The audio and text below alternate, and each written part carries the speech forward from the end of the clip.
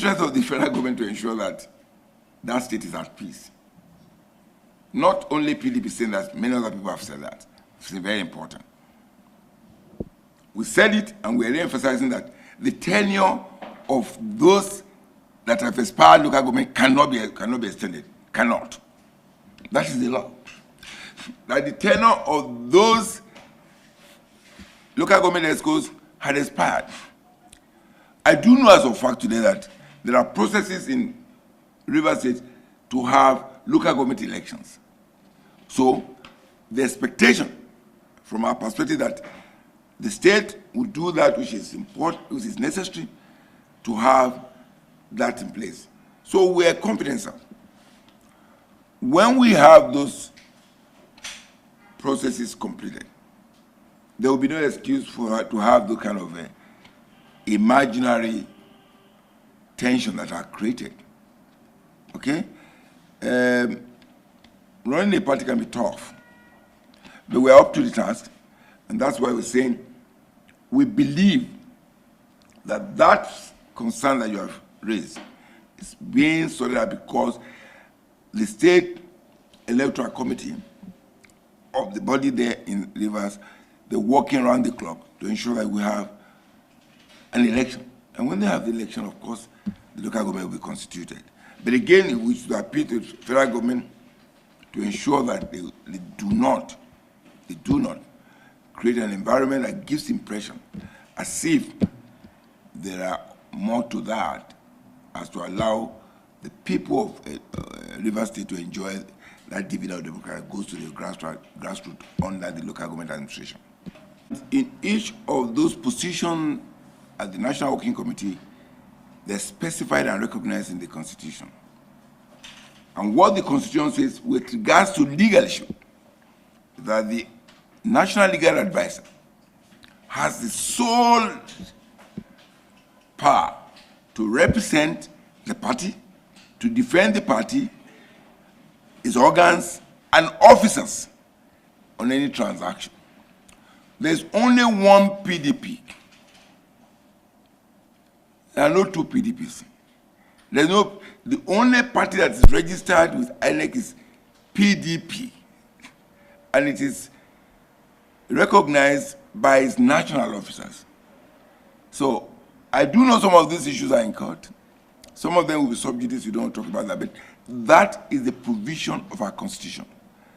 And the legal advisor, the National Legal Advisor, is the authority of the party that is entitled to institute action, to defend actions on behalf of the party, its organs, its chapters, and its officers. And that's the position. It's very clear. It shouldn't be anything beyond any semantics. It is clear, and the court indeed has actually pronounced on this. The judgment, of course, says it is the National Legal Advisor that has the authority to institute action, defend action for the party, its agencies and organs and officers. The Constitution is very clear. And local government are related to the state because they are closest to it. Now, as a party, we're viewing those positions of the Supreme Court. And we're viewing with concern, and I'll say this, the fact that the federal government is trying to create another bureaucracy that will be corruption leading to talk about local government kind of body they are creating to control those. We think that will be another recipe for trouble. It will be close to where it will be available for manipulation from the federal government.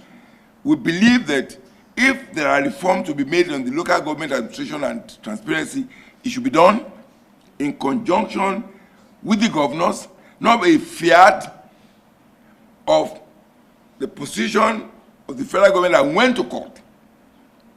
In a court, I'm a lawyer, I won't cast abstraction to the court, which in its wisdom has ruled in a particular way.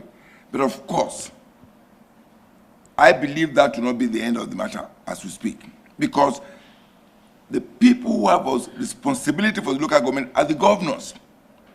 Federal government don't see people in my village. It is the government that sees them. Therefore, if there are concerns, then it should be a discussion of how do we reform the process so that the benefit can go to the people, not by some fiat, because the law does not attempt the impossible. The law does not attempt the impossible. When it does, it will fall face flat. So I believe that we haven't seen the end of that with respect to the local government administration, because the states, the governors, have responsibility. If there's problem in the local government in your state, they won't call federal government, they will call the state government. So there must be that understanding that the state government has a duty, has a responsibility, and what you can work on is to work on the best way to allow for efficiency of that tier of government in conjunction with the governors. And the Constitution provided for local government joint account. The Constitution provided for it. The governor didn't provide for it. So at what point does it become illegal to operate that? So again, these are issues that are ongoing. As a party, we're going to have more conversation. We're going to talk to our governors more and find out a common position and present it. And we believe that ultimately, the governors must have a substantial role to play with regards to administration of local government, because it's right there in their laps.